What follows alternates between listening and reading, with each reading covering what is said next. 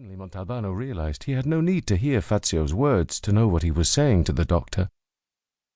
Fazio, his friend, his trusty right-hand man, was betraying him. Like Judas. He was obviously telling the doctor about the time he'd found the inspector lying on the beach, drained of strength after the terrible chest pain he'd had in the water. Imagine the doctor's reaction upon hearing this wonderful news.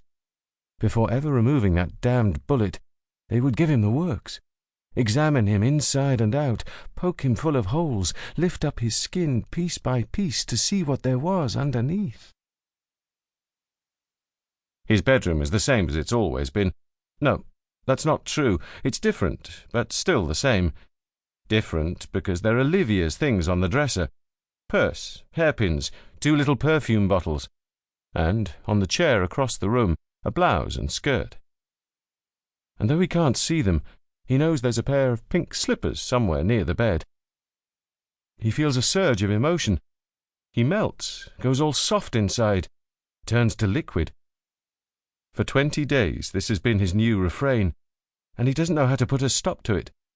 The slightest thing will set it off and bring him treacherously to the point of tears. He's embarrassed, ashamed of his new emotional fragility, and has to create elaborate defences to prevent others from noticing. But not with Livia. With her he couldn't pull it off. So she decided to help him, to lend him a hand by dealing firmly with him, not allowing him any opportunities to let himself go. But it's no use, because this loving approach on Livia's part also triggers a mixed emotion of happiness and sadness. He's happy that Livia used up all her holiday to come and look after him, and he knows that the house is happy to have her there.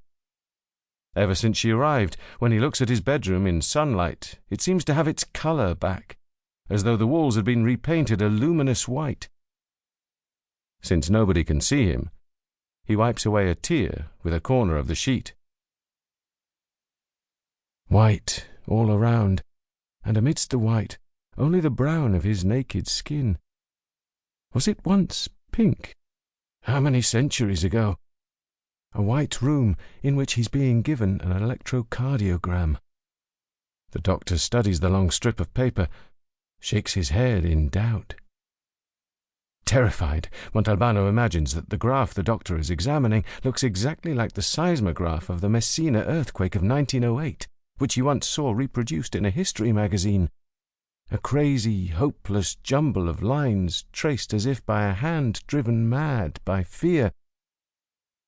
They've found me out, he thinks to himself. They realize that my heart functions on alternating current, higgledy-piggledy, and that I've had at least 3 heart attacks. Then another doctor, also in a white smock, enters the room. He looks at the strip, at Montalbano, and at his colleague. "Let's do it again," he says. Maybe they can't believe their eyes, can't understand how a man with an electrocardiogram like that is still in a hospital bed and not on a marble slab in the morgue. They look at the new strip, their heads now very close together. "Let's do a telecardiogram," is the verdict. The doctors seem perplexed. Montalbano wishes he could tell them that if this is the way it is, they shouldn't even bother extracting the bullet. They should let him die in peace.